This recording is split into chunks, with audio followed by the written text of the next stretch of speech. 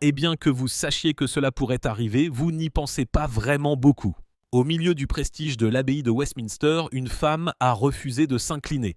Un seul regard, un seul, a envoyé une onde de choc à travers toute la famille royale britannique. Cela ne venait pas de Camilla, ce n'était pas de William, c'est venu de la belle-fille de la reine, Laura Lopez, et la cible de ce regard perçant n'était autre que la princesse Anne, le symbole intouchable de l'autorité de la lignée royale. Personne ne s'attendait à ce qu'un regard venant de quelqu'un en dehors de la lignée royale ose défier le cœur même de la monarchie. Pas avec des mots, mais avec une fureur silencieusement contenue. Pendant des décennies, Camilla a voulu être reine. Elle y est parvenue, mais maintenant, elle veut davantage placer sa fille, une femme sans une seule goutte de sang royal au centre même du pouvoir royal, alors qu'Anne se tenait droite sous le poids de Lady Di, de la tradition, que William se déplaçait discrètement en coulisses et que Laura brûlait du désir d'être reconnue. Une guerre silencieuse a commencé, non pas pour la couronne, mais pour quelque chose de bien plus dangereux, la légitimité. Et si Camilla gagne, qu'est-ce qui tombe en premier? Ou si elle perd, qu'est-ce ou qui sera enterré à jamais dans les ombres royales? L'abbaye de Westminster, le jour du Commonwealth, devient une arène majestueuse où la tradition et l'autorité s'entremêlent dans une performance silencieuse. La lumière du soleil filtre à travers les vitraux centenaires, dispersant des motifs vibrants sur les premiers bancs où sont assis les membres les plus importants de la famille royale. L'éclat se reflète sur des tenues de cérémonie immaculées, des chapeaux ornés de perles et des emblèmes dorés polis. La princesse de Galles, Kate, vêtue d'une robe émeraude raffinée, s'incline en une gracieuse révérence lorsque la reine Camilla fait son entrée. Un geste subtil mais imprégné de tout le poids de la déférence. À ses côtés, le prince William s'incline avec une sérénité polie, son expression sereine, bien que portant des réflexions tacites en dessous. Même leurs jeunes filles, trébuchant légèrement alors qu'elles suivent l'exemple de leurs parents, imitent les mouvements rituels, complétant un tableau d'unité royale parfaite. Puis, perturbant l'harmonie comme une dissonance inattendue, un moment survient qui fait taire l'assemblée. La princesse Anne, depuis longtemps considérée pour sa détermination de fer et sa loyauté indéfectible à l'héritage de la reine Élisabeth II, s'avance. Chaque mouvement porte le poids de la conviction, chaque regard une ligne inaccessible. Elle s'arrête devant Camilla et tous attendent la révérence attendue, un signe traditionnel de reconnaissance et de soumission au sein de la monarchie. Mais Anne ne se plie pas. Elle reste droite, les épaules fermes, ses yeux bleu acier perçants fixés sans ciller sur Camilla, rayonnant d'une autorité qui n'a pas besoin de mots. Sans un seul mouvement au-delà de ce regard, elle dépouille Camilla de l'armure qu'elle avait forgée au cours de son long voyage de maîtresse vilipendée à reine consort. Camilla, bien que familière avec les critiques chuchotées et les regards méfiants, ne peut dissimuler sa surprise. Le sourire qu'elle a perfectionné au fil des ans, son bouclier contre les insultes, vacille et faiblit. Sous des gants blancs impeccables, ses doigts tremblent très légèrement. Dans cette fraction de seconde, pas plus qu'un souffle, le geste devient une attaque invisible contre sa dignité dans la sainteté de l'abbaye. Pourtant, ce n'est pas seulement la défiance d'Anne qui capte le regard du monde. C'est ce qui se passe juste derrière elle. Derrière Camilla se tient sa fille issue de son premier mariage, Laura Lopez, une présence souvent négligée, maintenant enflammée de fureur. Bien qu'extérieurement calme, ses yeux brillent d'indignation. Le regard qu'elle fixe sur Anne n'est pas simplement de la colère. C'est l'humiliation d'une femme laissée pour toujours à la marge, désespérée d'être reconnue, mais refusée par des lignées jugées indignes de la couronne.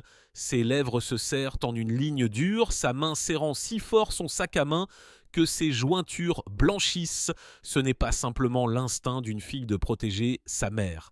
C'est la flamme montante de quelqu'un qui s'est vu refuser une place légitime, piégé dans la longue ombre de l'exclusivité royale. Les caméras de la BBC, arbitres inconscients de l'histoire, capturent le moment chargé et le regard noir de Laura sur la princesse Anne devient un point de mire instantané dans les médias. Le soir, des titres sensationnels dominent les tabloïds et les plateformes sociales. La fille de Camilla affronte la famille royale. Le regard féroce de Laura Lopez à Westminster, confrontation royale, Camilla contre Anne qui détient le vrai pouvoir, les communautés en ligne se divisent en camps opposés. Certains saluent la défiance de Laura comme un défi audacieux à un protocole dépassé, d'autres la rejettent comme une intruse sans droit de perturber la coutume royale. Entre les murs du palais, l'incident reste non dit, mais la tension est palpable, l'illusion d'une monarchie incassable s'est brisée, une compétition silencieuse mais profonde pour la légitimité a commencé. Maintenant, les questions se posent. La reine Camilla peut-elle assurer à sa fille un chemin pour être acceptée au cœur même de la famille royale ? La princesse Anne, sentinelle inébranlable de l'héritage d'Élisabeth II, restera-t-elle un obstacle inamovible ? Et pour Laura, tiraillée entre l'attrait du sang et la soif d'appartenance, se lèvera-t-elle pour se battre ou se soumettra-t-elle au rôle qui lui est imposé ? Dans les pièces raffinées mais étouffantes de Clarence House, la lumière dorée d'un lustre se répand sur les tapis persans, créant un cadre à la fois splendide et lourd. Camilla fait les 100 pas, l'air inquiet, serrant un mouchoir délicatement brodé comme s'il s'agissait du dernier fil qui la retenait. Ses yeux, sombres d'agitation, trahissent des émotions qu'elle a du mal à contenir. Anne agit toujours comme si Élisabeth était sur le trône, murmure-t-elle, sa voix portant à la fois fureur et impuissance, comme quelqu'un blessé trop profondément pour crier. De l'autre côté de la pièce, le roi Charles est allongé dans un fauteuil en velours cramoisi, son attention passant du livre posé sur ses genoux à la détresse de sa femme. Il tente de la rassurer calmement. « Camilla, tu connais Anne, elle a toujours été têtue, étroitement liée à la tradition, mais elle ne te veut pas de mal. » Ses mots sont doux, mais ils ne parviennent pas à calmer son feu. Camilla se retourne vivement, les yeux glacials, la bouche pincée en une ligne qui retient un reproche tranchant et non dit. « Pas de mal, Charles. As-tu vu son regard ? » Cette révérence n'est pas une formalité. C'est l'autorité, c'est la reconnaissance, et Anne m'en a dépouillé devant le monde entier. Elle s'arrête, respirant profondément pour se calmer. Pourtant, sa voix tremble d'une émotion contenue alors qu'elle insiste. « Ce n'était pas seulement moi », a-t-elle nié à Charles, elle a nié Laura. « Ma fille ne mérite pas ce genre d'humiliation, c'est mon enfant et je refuse de la laisser rester dans l'ombre à jamais. » Camilla se tourne vers la fenêtre, fixant le jardin assombri comme si les réponses pouvaient être cachées dans le balancement incessant des branches. Pourtant, une vieille blessure refait surface, implacable. Elle se souvient de 2005, lorsque Charles a rendu public son amour pour elle et a annoncé qu'elle serait à ses côtés en tant que reine consort. La déclaration a déclenché une tempête, une hystérie de tabloïds, un jugement sévère et la froide désapprobation de la maison royale. La princesse Anne, éternelle ombre d'acier de la monarchie, a exprimé ouvertement sa résistance. Lors d'une audience privée avec la reine Élisabeth II, Anne avait demandé à être exemptée de s'incliner devant Camilla. Son raisonnement, documenté avec sévérité, était impitoyable. Elle ne pourrait jamais honorer une femme autrefois qualifiée de destructrice de la réputation de la monarchie pour son rôle dans le scandale Charles-Diana. Élisabeth, avec un calcul calme et royal, s'est abstenue de toute objection, mais a permis à Anne de maintenir sa position, lui accordant le rôle d'opposant silencieux mais inflexible. Maintenant, devant un grand miroir dans le salon de Clarence House, Camilla étudie son propre reflet. Une reine de titre, mais jamais pleinement acceptée par les membres de la famille royale de sang. La robe de soie violette qu'elle porte encore porte des traces du jour du Commonwealth, mais ne peut cacher sa solitude. Effleurant le collier de perles que Charles lui avait offert le jour de leur mariage, elle murmure avec une défiance tranquille « Anne est la dernière barrière. Mais je ne la laisserai pas bloquer mon rêve ni celui de Laura. » Ailleurs dans la maison, Laura Lopez est assise seule dans sa chambre, les yeux toujours brillants de la colère allumée à Westminster. Devant elle se trouve un iPad, son écran rempli de titres cruels. Laura Lopez, éternelle étrangère royale. Chaque ligne entaille sa fierté, plus tranchante que n'importe quelle lame. Bien qu'elle ne soit pas encline au sensationnalisme, le regard perçant d'Anne avait réveillé quelque chose qu'elle avait longtemps lutté pour enfouir. Le désir urgent d'être reconnue, de se tenir côte à côte avec Zara ou Eugénie, des femmes dont le droit de naissance leur a donné des titres qu'elle n'aura jamais. Se levant de son siège, elle s'approche de la fenêtre, fixant l'étendue sombre des rues de Londres. Son murmure est doux mais résolu. « Mère m'a promis une place. Mais pourquoi ? Pourquoi, même avec elle comme reine, me sens-je toujours mise à l'écart ?» Cette question sans réponse, lourde comme une malédiction, planera sur la mère et la fille dans les jours à venir, alors qu'elles se préparent à entrer dans une lutte non seulement pour la légitimité, mais pour le cœur même de leur dignité. Pendant la majeure partie de sa vie, Laura Lopez a choisi un isolement tranquille, évitant délibérément l'éclat éblouissant mais impitoyable de l'attention royale. Pour elle, les cérémonies interminables, les regards attentifs et le courant sous-jacent constant de jugements chuchotés ressemblent à un labyrinthe traître qu'il vaut mieux ne pas toucher. Mais Camilla, animée par une ambition qui refuse de s'estomper, a décidé que sa fille ne peut plus rester cachée à l'arrière-plan. Elle veut que Laura s'avance, non seulement en tant que fille de la reine, mais en tant que symbole de la dynastie qu'elle envisage, un élément essentiel de l'image soigneusement conçue de la monarchie. Lors de déjeuners de charité, d'expositions d'art à Londres et de rassemblements de l'élite britannique, Camilla manœuvre subtilement Laura pour la mettre en évidence, la plaçant près d'endroits traditionnellement occupés par la famille royale. Chaque robe de soie, chaque sourire posé, chaque photo partagée à côté de sa mère est une manœuvre calculée, conçue pour faire une déclaration. Laura n'est pas simplement la fille du premier mariage de Camilla.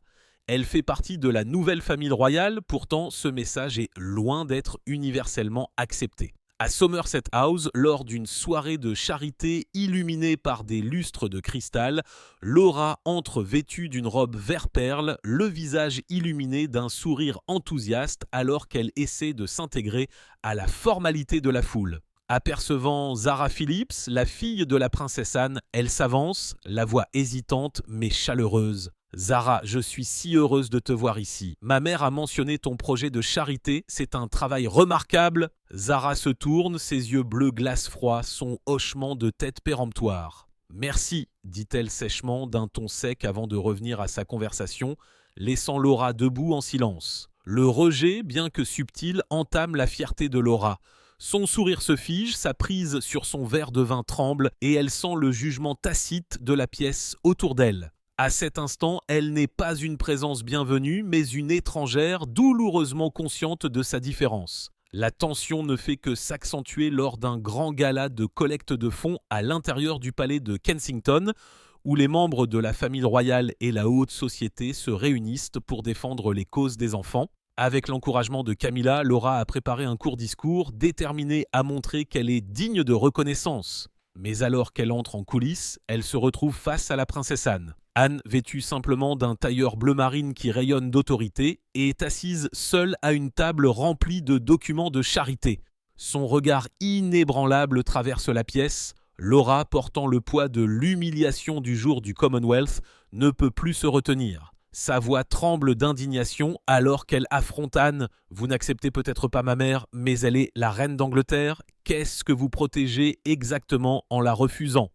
Cela nous blesse plus que nous. Cela blesse toute la nation. » Anne ne lève pas la tête. Sa réponse est calme, posée, mais impitoyablement tranchante. La blessure, mademoiselle Lopez, s'est infligée par ceux qui pensent que le rang peut remplacer le sang. Les mots frappent Laura comme un coup. Son souffle faiblit. Elle ne peut pas répondre. À cet instant, tous les rêves fragiles d'égalité, de se tenir côte à côte avec Zara ou Eugénie, s'effondrent. Elle se détourne, les poings serrés si fort que ses ongles s'enfoncent dans ses paumes, les yeux brûlants à la fois de fureur et de chagrin insupportable. Dès lors, chaque rencontre avec Anne porte une nouvelle acuité. Dans le regard de Laura, une braise de ressentiment qui refuse de mourir. Pourtant, sous la colère se cache quelque chose de plus profond. La faim implacable d'être vue, de prendre sa place non pas en tant qu'étrangère tolérée, mais en tant que personne qui appartient à la lumière royale. Elle sait que la lutte n'est pas la sienne seule, c'est aussi la bataille de sa mère, la femme qui s'est frayé un chemin jusqu'au trône. Pourtant, même en tant que reine, elle ne peut pas assurer à sa fille la reconnaissance d'un titre. Camilla n'a jamais été le genre de femme à abandonner. Après la confrontation à Westminster et les nouvelles blessures que Laura a endurées, sa détermination ne fait que se renforcer. Pour elle, Laura est plus que sa fille. Elle est la preuve que Camilla peut surmonter des années de regards méprisants, de chuchotements empoisonnés et les barrières invisibles de la coutume royale. Avec cette conviction, elle commence à concevoir une stratégie calculée, déterminée à propulser Laura sous les projecteurs, non seulement aux yeux du public, mais aussi au sein de la monarchie elle-même. Camilla comprend que son arme la plus puissante est la presse. À Clarence House, elle rassemble son cercle restreint de conseillers en communication, choisis à la fois pour leur loyauté et leur maîtrise dans l'art de façonner les récits.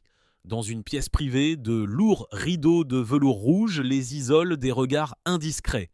Elle parle avec une clarté froide et impérieuse. Je veux Laura à la une de tous les journaux. Des articles sur son travail caritatif, ses contributions culturelles, son engagement envers la communauté. Le peuple doit la considérer comme essentielle à cette nouvelle famille royale. Son regard balaie la pièce, suffisamment perçant pour faire taire l'hésitation. Et assurez-vous que l'expression nouvelle famille royale figure dans chaque titre. Mais Camilla sait qu'une couverture favorable ne suffira pas à elle seule.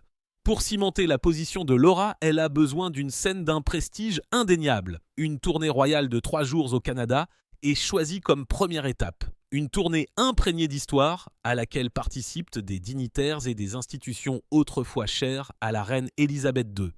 Camilla donne des instructions précises. Les photographies de Laura doivent la montrer de ses côtés, doivent la montrer à mes côtés et aux côtés de Charles. Pas à l'arrière-plan, pas sur le côté, mais au centre. Chaque reportage, chaque émission doit la présenter comme faisant partie de l'avenir royal. Au cœur de son plan se trouve le Grand Gala de Montréal, un événement honorant les personnes qui incarnent le service et la tradition. Camilla jette son dévolu sur le très convoité prix Aéris de l'inspiration, créé au nom d'Élisabeth pour être décerné à Laura.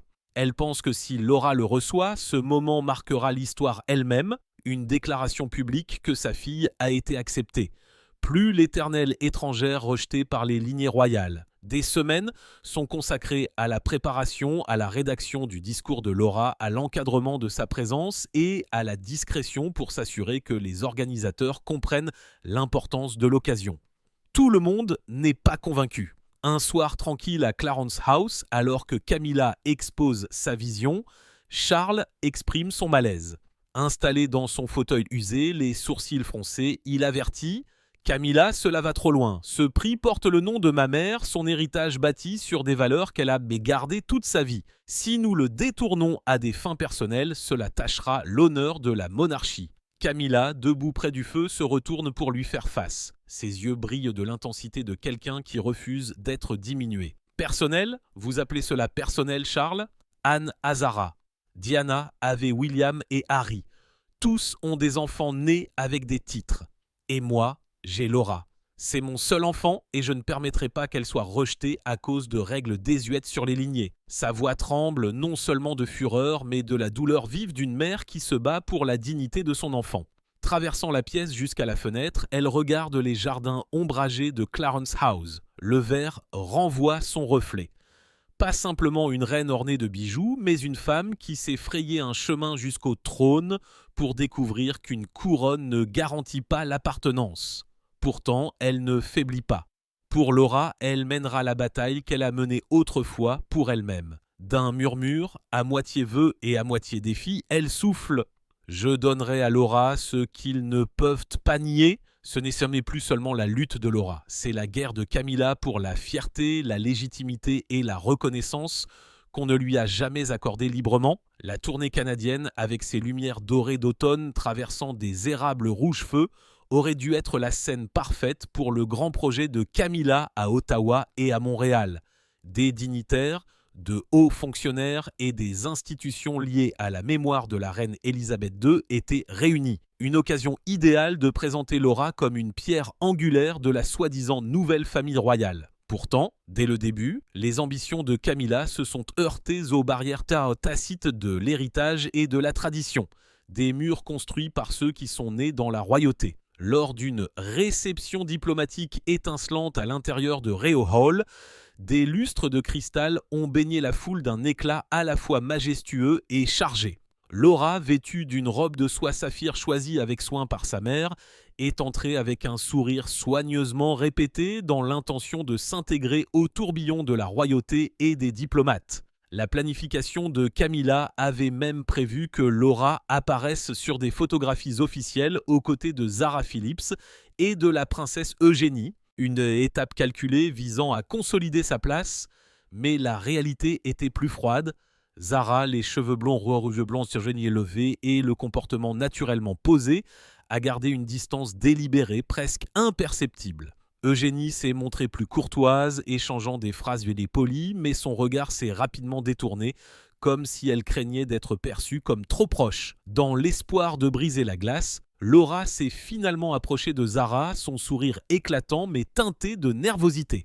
Zara a-t-elle commencé doucement ? J'ai entendu dire que tu viens de revenir de Paris après une réunion avec des diplomates européens. Cela a dû être une expérience incroyable. Pourrais-tu m'en parler ? Les yeux bleu glace de Zara ont balayé Laura, l'évaluant, la mesurant. Ses lèvres se sont pincées en une ligne qui laissait à peine entrevoir la civilité. Paris s'était occupé. Laura, a-t-elle répondu, sa voix froide et sèche. Puis, avec une netteté délibérée, elle a ajouté « Mais n'avez-vous pas eu plus qu'assez d'attention depuis Westminster ?» La pique, faisant référence au regard noir de Laura sur la princesse Anne quelques mois plus tôt, a frappé droit au but. Avec un bref signe de tête formelle, Zara s'est retournée et a rejoint un autre cercle d'invités, laissant Laura bloquée et silencieuse. La remarque a frappé Laura comme une lame. Elle est restée enracinée sur place, les yeux obscurcis, les doigts agrippant sa pochette jusqu'à ce que ses jointures blanchissent. Tout autour d'elle, des rires et des conversations ont retenti. Mais pour Laura, c'était étouffé, lointain, comme un océan qui l'entraînait sous l'eau. Les photographes ont remarqué que leurs objectifs ont capturé Laura debout seule à la périphérie, tandis que Zara et Eugénie dominaient le centre, riant avec des dignitaires canadiens. Le matin, les journaux ont étalé les images à la une. Laura Lopez ostracisée à Ottawa, la fille de Camilla, persona non grata à l'étranger. Chaque titre était une nouvelle blessure rouvrant la piqûre de Westminster. Au Fairmont-Château-Laurier, la fureur de Camilla a débordé. Faisant les 100 pas dans la petite pièce privée, elle a froissé un mouchoir brodé dans sa paume. « Il n'était pas obligé de te faire ça, Laura !» a-t-elle sifflé, sa voix tremblante à la fois de rage et d'impuissance. Zara savait exactement ce qu'elle faisait. Elle a utilisé Westminster pour t'humilier délibérément. Mais je ne vais pas rester là à les laisser te détruire. Elle s'est tournée vers Laura, croisant son visage strié de larmes, non pas en tant que reine, mais en tant que mère. Laura, retenant sa rupture de composure, a finalement laissé sa douleur faire sur ça. Elle s'est effondrée sur une chaise, les mains serrées, la voix étranglée. « Mère, je n'ai pas besoin de leur pitié ou de leurs invitations mises en scène, mais je suis fatiguée d'être traitée comme si je n'avais pas ma place. D'être vue comme une erreur dans leur portrait de famille parfait. » Ces mots, crus et tremblants, étaient plus que de la tristesse. C'était une déclaration, un refus d'accepter sa place d'éternelle étrangère. Camilla s'est agenouillée à ses côtés, saisissant la main de sa fille avec une détermination farouche. Ses yeux brûlaient de détermination lorsqu'elle a déclaré « Tu ne resteras pas dans l'ombre. Le gala à Montréal sera ton moment, Laura, le moment où tu t'avanceras comme faisant partie de l'avenir. » Chaque détail de ce gala, l'éclairage de la scène, le placement des photographes, même le discours de Laura avait été orchestré par Camilla avec un soin obsessionnel. Pour elle, ce n'était pas simplement un événement, mais un tournant qui pouvait redéfinir le destin de sa fille. Et pourtant, au fond d'elle, Laura ressentait un malaise qu'elle ne pouvait pas faire taire. Elle aspirait à la reconnaissance que sa mère cherchait à lui donner, mais elle sentait le poids de l'ombre de la couronne. Le regard qu'elle avait jeté autrefois à Anne planait encore comme une cicatrice, un symbole de défi que les autres n'oublieraient pas.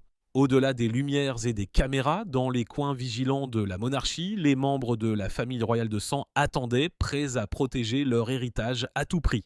Alors que les lumières de Montréal brillent de mille feux sur les ambitions de Camilla et de Laura, une autre tempête plus silencieuse se renforce dans les couloirs solennels du palais de Kensington. William, le prince de Galles, est assis seul dans son bureau privé, la lueur dorée d'une lampe de bureau ancienne projetant des ombres sur son visage, les yeux fermes mais chargés de pensées. Ouvert devant lui se trouve un dossier méticuleusement compilé, assemblé par ses assistants les plus fiables, un arsenal silencieux pour une bataille menée sans armes. Dans ces pages, la stratégie de Camilla est mise à nu, des campagnes médiatiques orchestrées louant Laura, des apparitions mises en scène, la positionnant aux côtés de la famille royale et la pièce maîtresse. Les plans pour le prix Aéris de l'inspiration au Gala de Montréal, un hommage lié à la reine Élisabeth II que William vénère comme la gardienne éternelle de la monarchie. Il tourne chaque page lentement, les doigts tapotant légèrement sur la surface de chêne, chaque tapotement faisant écho au compte à rebours d'une décision qu'il sait devoir être prise. Il n'a aucune amertume envers Camilla. Il comprend sa longue lutte pour être accepté et son dévouement féroce envers Laura. Ce qui le trouble, ce n'est pas son amour, mais sa tentative de réécrire les lois non écrites de la monarchie, des principes forgés par des siècles de sacrifices et incarnés dans le règne de sa grand-mère. Le prix au nom d'Élisabeth II n'est pas un prix à saisir, mais un héritage que William a juré de protéger. Résolu, il décroche le téléphone et compose le numéro d'Alistair Mlan, président de la Fondation royale canadienne, un homme profondément loyal envers la tradition. La voix de William est calme mais inflexible, portant le poids du commandement. Monsieur Mlan, le prix Aéris de l'inspiration a été créé pour honorer l'héritage de ma grand-mère. Il ne doit pas, il ne sera pas utilisé pour une ambition personnelle. Comprenez-vous ? L'appel se termine en quelques minutes, mais le message est inébranlable. Mlan, bien qu'ignorant le contexte complet, reconnaît quand une ligne ne peut pas être franchie. Sa réponse différentielle scelle le moment. « Votre Altesse, je comprends ». Il en sera tenu compte, mais William sait qu'un seul appel ne peut pas à lui seul démanteler le plan de Camilla. Il convoque un conseil d'urgence avec les membres supérieurs de la Fondation royale, ceux qui ont de l'influence sur les prix et les titres. Dans une chambre fermée du palais de Kensington, sous le regard des portraits des monarques passés, l'atmosphère est chargée de gravité. Se levant pour s'adresser à eux, la figure de William domine la pièce, ses mots ni forts ni émotifs, mais résonnants comme une déclaration de serment. La monarchie n'est pas simplement une famille, déclare-t-il fermement, sa voix aussi ferme que l'acier. C'est un héritage construit par ceux comme ma grand-mère, la reine Élisabeth II. Un prix en son nom est sacré. Il ne sera jamais détourné à des fins privées. Je m'attends à ce que chacun d'entre vous comprenne que notre devoir n'est pas seulement envers le public d'aujourd'hui, mais envers l'histoire elle-même. Son autorité calme porte le poids indéniable de l'héritier du trône, protecteur de la couronne et du principal. Dans le même temps, William fait un autre geste. Il envoie discrètement un dossier à la princesse Anne, son allié le plus fidèle dans la défense de la tradition. Compilé avec précision, il décrit les apparitions de Laura Lopez, ses placements non officiels aux côtés de la famille royale, son absence de reconnaissance de la part de Zara Phillips ou de la princesse Eugénie, sa position d'étrangère malgré ses efforts. Chaque fait est exposé comme une lame affûtée, une preuve destinée à prouver que Laura ne peut légitimement être la récipiendaire d'un honneur lié au nom d'Élisabeth. Plus tard dans la soirée à Gatcombe Park, Anne reçoit les documents. La lumière du feu scintille sur son visage alors qu'elle tourne les pages, son regard perçant captant chaque détail. Au téléphone, sa voix est basse, teintée d'approbation. « Tu as grandi dans ton rôle, William, tu sais comment utiliser ton titre pour protéger la lignée. Pour Anne, ce n'est pas de la vengeance, c'est un devoir. » Elle a consacré sa vie à la préservation de l'héritage d'Élisabeth II, à s'assurer que le sang royal reste le fondement ininterrompu de la monarchie. Ainsi, sans discours ni confrontation, William et Anne forment une alliance silencieuse. Leur lien n'est pas celui d'un spectacle public, mais d'une loyauté tacite, une compréhension que la survie de la monarchie ne dépend pas des apparences, mais de la défense de l'histoire elle-même. Comme des pièces sur un échiquier, leurs mouvements sont délibérés, invisibles, mais décisifs. Ils n'ont pas besoin d'élever la voix pour défier Camilla. Leur silence suffit. C'est un rappel que dans la maison de Windsor, la lignée est l'autorité finale Et même une reine ne peut pas réécrire ses règles. La soirée de gala à Montréal se déroule comme une scène d'un conte de fées royal, avec des lustres dispersant l'éclat sur une mer de dignitaires en tenue étincelante. À l'intérieur du grand hall du Mont-Royal, drapé de soie blanche et or, l'atmosphère dégage une aura de majesté et de contrôle. Des politiciens, des philanthropes et des créateurs de tendances mondiaux se réunissent, leur présence formant un tableau saisissant d'influence et de prestige. Au premier rang, Camilla est assise droite, sa robe violet foncé scintillant sous les lumières, sa posture royale mais ses yeux trahissant un espoir urgent et non dit. Ce soir est le moment vers lequel elle a travaillé, la nuit où sa fille Laura sera reconnue non pas simplement comme l'enfant de Camilla, mais comme un visage essentiel de l'avenir de la monarchie. Derrière les rideaux, Laura attend, les nerfs vibrant à travers elle avec le rythme incessant de son cœur. Enveloppée dans une robe de soie ivoire choisie par sa mère, elle rayonne d'une beauté à la fois raffinée et discrètement rebelle. Dans son esprit, elle récite son discours conçu pour la présenter comme une représentante moderne d'une nouvelle génération royale.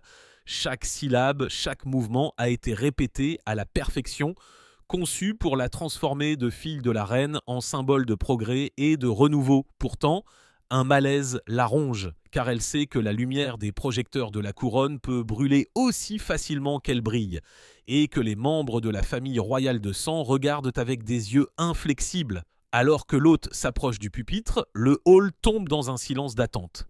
Sa voix sonore et mesurée résonne dans la salle. « Mesdames et messieurs, ce soir nous honorons ceux qui font avancer l'héritage de la défunte reine Élisabeth II avec l'AOS de l'inspiration. » Les doigts de Camilla se serrent, son regard fixé sur la scène, tout son être voulant que le destin se plie en sa faveur.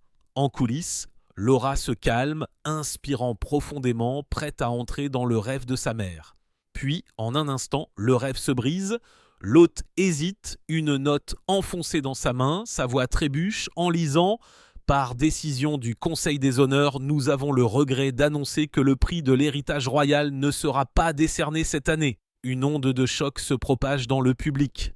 Des murmures, des chuchotements perplexes, des yeux qui passent d'un invité à l'autre. Mais pour Camilla et Laura, le monde se fige, les genoux de Laura fléchissent presque, ses yeux s'écarquillent, son souffle se coupe, des semaines de mots répétés et de visions de triomphe disparaissent avec une seule déclaration.